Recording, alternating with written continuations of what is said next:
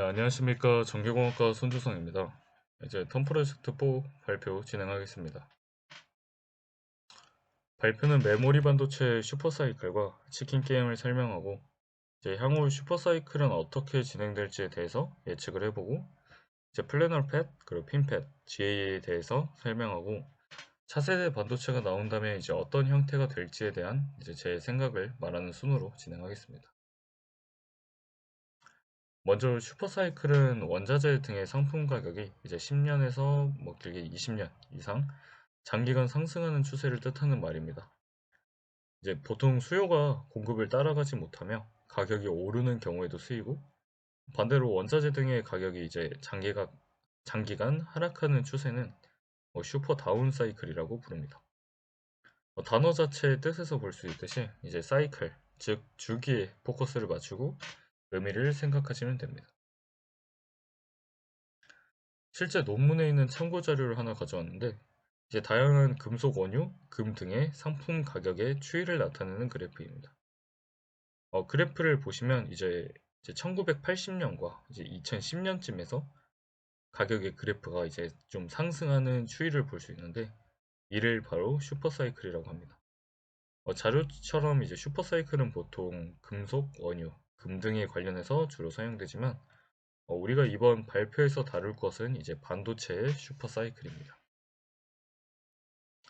다음은 치킨 게임입니다. 치킨 게임에 대해 이해하기 쉽게 이제 설명을 해드리자면, 자동차를 운전하는 두 명의 운전자가 서로 마주보고 달리는 상황이 있다고 상상해 보시면 됩니다. 그럼 어느 한쪽은 이제 속도를 줄이거나 피해야 이제 최악의 상황을 면한다는 것을 알 수 있을 텐데요.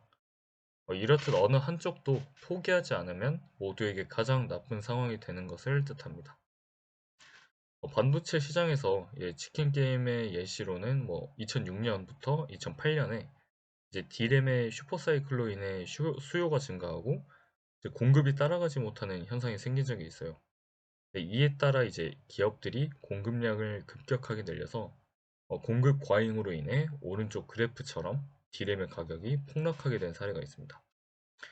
그럼에도 이제 서로의 경쟁으로 인해서 기업들은 생산량을 줄이지 않았고 결국 서로 막심한 피해를 입으면서 이제 여러 회사의 파산으로 마무리되게 되었습니다. 이게 반도체 시장의 이제 치킨 게임 중 하나의 예시라고 볼 수 있습니다. 다음은 반도체 슈퍼사이클이 앞으로 어떻게 진행될지에 대해 이야기해 보겠습니다. 다음 그림은 한 기사에서 가져온 참고 자료입니다. 2000년대부터 2020년까지 슈퍼사이클에 대한 자료라서 최신화가 되어 있진 않지만 어떤 이유로 슈퍼사이클이 일어났는지에 포커스를 맞추고 설명하기에 적합한 자료라고 판단하여 가져왔습니다. 이제 2020년 이후에 이제 점점점 이제 점선으로 되어 있는 예상 그래프와 달리 이제 현재 2023년까지 반도체 시장은 슈퍼 다운 사이클이 이어지고 있습니다. 자료에서 볼 수 있듯이 이제 슈퍼 사이클은 그냥 일어나는 것이 아니라 이제 기술적인 발전이나 이슈가 있을 때 생기는 것을 확인할 수 있는데요. 따라서 만약 이제 저희 다음으로 만약 슈퍼 사이클이 온다고 하면 그 시기의 기술 및 반도체 발전에 영향을 많이 받을 것입니다. 최근 기술은 이제 뭐 인공지능과 빅데이터 등 이제 4차 산업혁명 시대 기술을 중심으로 발전을 하고 있습니다. 지금은 주춤하고 있지만 이제 이러한 4차 산업 기술에는 고대역 폭을 가지고 빠르게 데이터를 처리하는 반도체들이 필수적입니다. 결과적으로 인공지능과 빅데이터에 맞는 반도체 기술이 발전하면서 공급이 이루어질 수 있을 때 슈퍼사이클은 오기 시작할 것이라고 생각이 듭니다. 다음 논문을 통해서 슈퍼사이클의 전망을 예측하는 데 도움을 얻었는데요. 이제 글을 통해 알 수 있듯이 이제 4차 산업혁명을 뒷받침해주는 다양한 메모리들이 있고 특히 이제 그 중에서도 뭐 고대역폭 반도체 HBD는 4차 산업혁명 발전에 필수적인 역할을 한다고 나와 있습니다. 그래서 기술의 발전함에 따라 이러한 반도체들의 수요는 점점 증가하는 추세를 보이고 있고 이제 멀지 않게 곧 반도체 슈퍼사이클이 진행될 것입니다. 다음은 플래너 팻, 그리고 핀팻, 그리고 GAA 팻에 대해서 설명드리겠습니다. 반도체 기술이 고도화되고 복잡해지면서 그에 따라 반도체 공정 기술 또한 발전해 나가고 있습니다. 따라서 디바이스 크기에 따라서 이제 반도체의 크기가 점점 작아지고 고직접화되면서 초미세 공정 기술이 더욱 중요해지고 있는데요. 트랜지스터는 반도체를 구성하는 주요 소자로 이제 전류의 흐름을 조절하여 증폭하거나 또 스위치 역할을 하게 되는데, 여기서 가장 중요한 부분이 바로 게이트입니다. 트랜지스터가 작아지면서 이제 게이트의 영향도 줄어드는 문제가 발생하는데요. 이해를 돕기 위해 논문에 있는 참고 자료를 가져왔습니다. 오른쪽 위를 보시면 이제 플래너 트랜지스터는 이제 전통적인 평면 디자인을 가지고 있습니다. 그러나 작은 공간에서 발생하는 열 문제와 마찬가지로 전력 효율성 등의 이유로 구조적으로 좀 더 효율적인 핀 트랜지스터가 개발됩니다. 이제 오른쪽 바로 옆에 그림을 보시면 이제 여기서 핀이라는 말은 트랜지스터의 3차원적인 구조를 나타냅니다.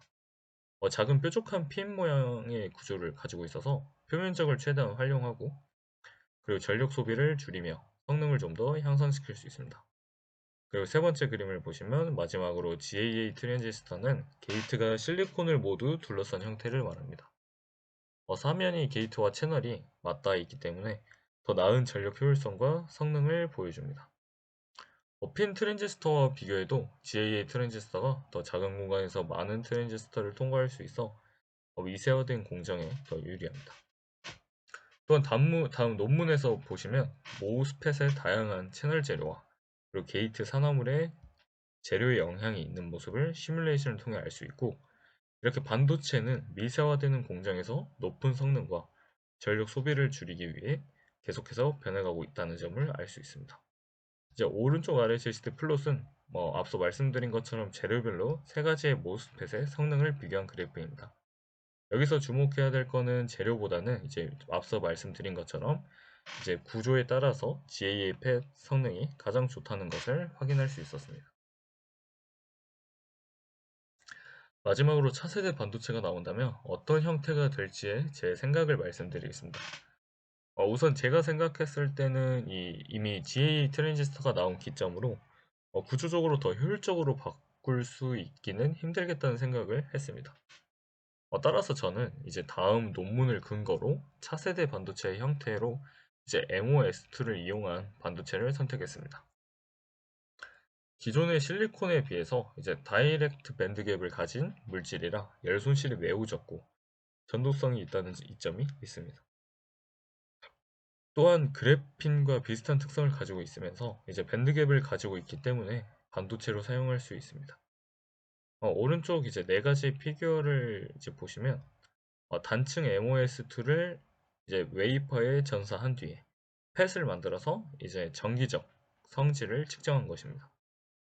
오프 전류가 약 15펜토암페어로 매우 작게 나왔고, 이제 온오프 비율이 이제 약 2의 10의 10승, 그리고 트레스홀드 볼트가 0볼트로 매우 좋은 전기적 특성이 나타나는 것을 이제 피규어를 통해서 알 수 있습니다.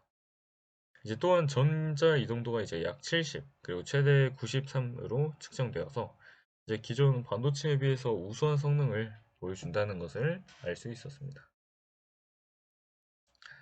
참고 문헌을 표시했고요. 이상 발표를 마치겠습니다. 감사합니다.